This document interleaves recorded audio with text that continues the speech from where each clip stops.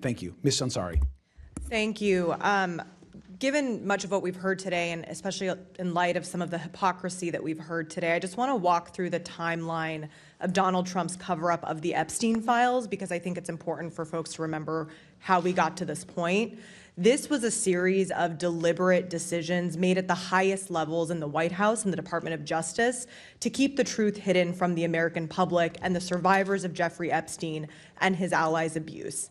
Let's start with what the president said during his campaign trail repeatedly.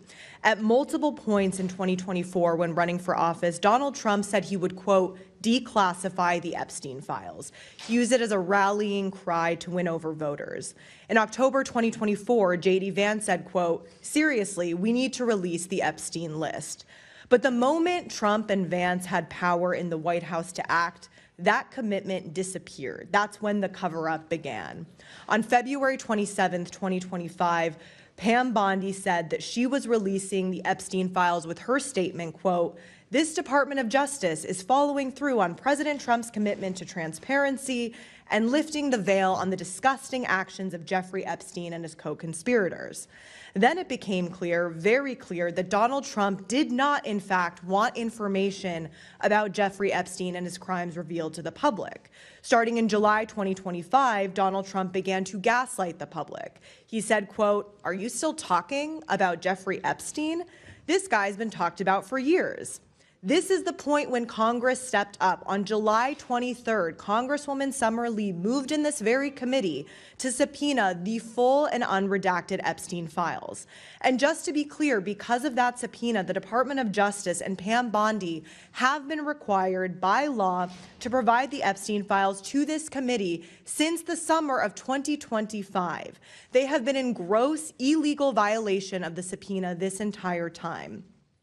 To my Republican colleagues on this committee, do you remember that subpoena, the lawful Congressional Oversight Committee subpoena from July 23rd? Pam Bondi has been in violation of that for 6 months now. At the same time, members on both sides of the aisle filed a discharge petition that would have put a vote on the floor for the Epstein Files Transparency Act. For a moment, the petition was one signature away from forcing a vote in the full House. And what did Mike Johnson do? He shut down Congress.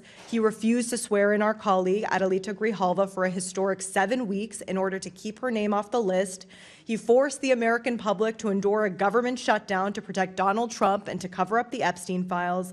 And when it finally came to the floor and it became clear that the bill would pass overwhelmingly, only then did he endorse and then sign the bill so that he wouldn't lose.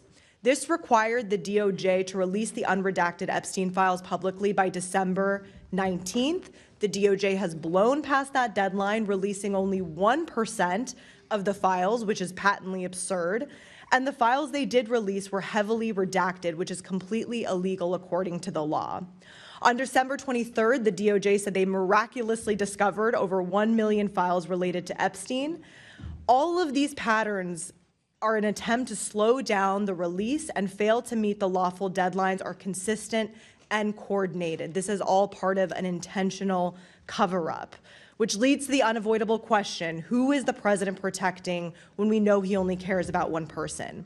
I guess I'll end with my question to the chairman.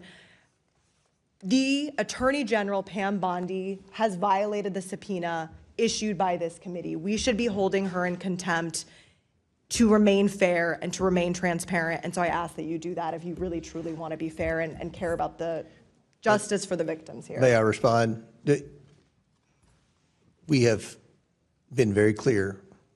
We expect those documents. She has complied. She's turned over documents. In the 1% in the beginning, you all complained and said the first document dump didn't have enough redactions, and the second document dump had too many redactions. So they're trying to get this, and I believe, Mr. Chairman, that we will get those documents very soon. I have been assured we're going to get those documents very soon.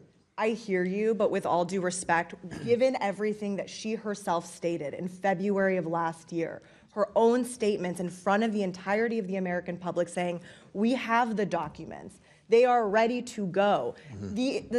The subpoena from this committee was issued in July. And nobody And on they our never side, got to work. nobody on our side is defending Pam Bondi, I So can then assure you. she should be held in contempt. If we are She going to is hold complying with, President they have Clinton in turned contempt, then we have to documents hold Bill over. Clinton. They have turned documents over, and every time they do, 1% you all of the complain documents, about you too know many that's redactions, egregious. not enough redactions, so.